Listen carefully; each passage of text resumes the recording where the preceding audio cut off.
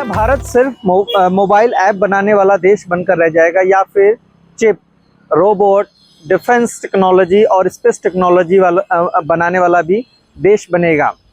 इन्हीं सब चीज़ों को लेकर नीति आयोग एक बड़ा कदम उठाने जा रहा है। नीति आयोग ने डीप टेक स्टार्टअप इकोसिस्टम पर अध्ययन करने का फैसला लिया है और इसके जरिए पता लगाया जाएगा कि आखिर क्यों भारत के एडवांस स्टार्टअप्स जो है वो इन क्षेत्रों में आगे नहीं बढ़ पा रहे हैं। क्या कुछ खास होगा इस स्टडी में, देखिए ये खास रिपोर्ट। जब कोई स्टार्टअप सिर्फ मोबाइल ऐप या वेबसाइट नहीं बल्कि विज्ञान और इंजीनियरिंग पर आधारित नई तकनीक विकसित करता है तो उसे डीप टेक स्टार्टअप कहा जाता है। यानी semiconductor chips, robotics, artificial intelligence, space technology, defence technology, quantum computing, advance manufacturing, ये ऐसे सेक्टर हैं जिनमें रिसर्च में वर्षों लगते हैं और निवेश भी बहुत ज़्यादा होता है। नीति आयोग के मुताबिक भारत आज दुनिया का तीसरा सबसे बड़ा स्टार्टअप इकोसिस्टम है, लेकिन एक बड़ी समस्या है।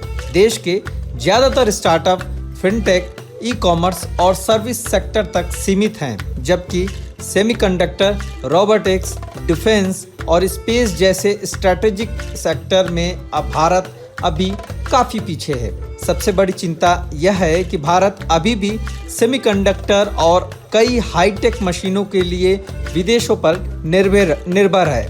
अगर वैश्विक सप्लाई चेन प्रभावित होती है या भू राजनीतिक तनाव बढ़ता है तो इसका सीधा असर भारत की अर्थव्यवस्था और उद्योगों पर पड़ सकता है। भारत में IIT, IISc और कई बड़े संस्थानों में शानदार रिसर्च हो रहे हैं। हजारों युवा नई तकनीकों पर काम कर रहे हैं, लेकिन रिसर्च से बिजनेस बनने का सफ़र आसान नहीं है। स्टार्टअप्स को कई दिक्कतों का सामना करना पड़ता है, जैसे लॉन्ग टर्म फंडिंग नहीं मिलना, टेस्टिंग और रिसर्च इंफ्रास्ट्रक्चर की कमी, इंडस्ट्री और यूनिवर्सिटीज़ के बीच कमज़ोर तालमेल, रेगुलेटरी अप्रूवल में देरी, गवर्नमेंट प्रोक्योरमेंट तक सीमित पहुंच। यानी आइडिया अच्छा होने के बावजूद स्टार्टअप्स अक्सर शुरुआती दौर में ही रुक जाते हैं। इन चुनौतियों को समझने के लिए नीति आयोग ने देश के प्रतिष्ठित विश्वविद्यालयों, रिसर्च संस्थानों और विशेषज्ञ एजेंसियों से प्रस्ताव मांगे हैं। 6 महीने का विस्तृत अध्ययन होगा। इसके बाद तैयार होगा एक नेशनल पॉलिसी रोड मैप। इसमें सुझाव दिए जाएंगे कि डीप टेक स्टार्टअप्स को बेहतर फंडिंग कैसे मिले, साझा रिसर्च लैब कैसे बने, सरकारी खरीद में उन्हें प्राथमिकता कैसे मिले, उद्योग और शिक्षा संस्थानों का तालमेल कैसे बढ़े, नियमों को कैसे आसान बनाया जाए ताकि भारत सिर्फ तकनीक का उपभोक्ता नहीं बल्कि निर्माता भी बने। अगर यह योजना सफल होती है तो भारत में सेमीकंडक्टर मैन्युफैक्चरिंग बढ़ सकती है, नई रोबोटिक्स और ऑटोमेशन टेक्नोलॉजी विकसित होगी, डिफेंस इक्विपमेंट का आयात घटेगा, स्पेस सेक्टर में निजी कंपनियों की भूमिका बढ़ेगी, हजारों हाई स्किल नौकरियां पैदा होंगी और सबसे बड़ी बात, भारत वैश्विक टेक्नोलॉजी सप्लाई चेन में अपनी मजबूत पहचान बना सकेगा।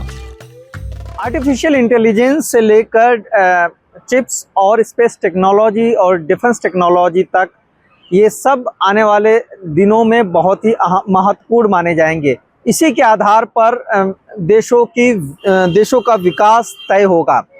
भारत भी इस क्षेत्र में आगे बढ़ना चाहता है। इसी कारण नीति आयोग ये डीप टेक स्टार्टअप इकोसिस्टम का अध्ययन करने जा रही है। इसके बाद एक रोड मैप भी तैयार होगा जिसके जरिए भारत का future deep tech startup ecosystem तैयार होगा और भारत इस क्षेत्र में आगे बढ़ सकेगा। अमर उजाला के लिए हिमांशु मिश्र। अगर आप ये वीडियो YouTube पर देख रहे हैं तो हमारे चैनल को सब्सक्राइब कर बेल आइकन दबाएं और Facebook पर देख रहे हैं तो हमारे पेज को लाइक करें।